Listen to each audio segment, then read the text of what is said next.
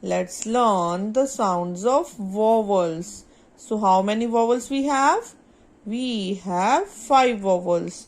The first vowel sound like a. This is a. This vowel having 2 sounds. Sometimes we say this e. Sometimes the sound like I. E, I.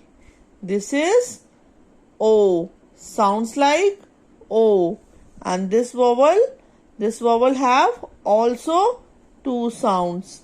Sometimes U and sometimes O.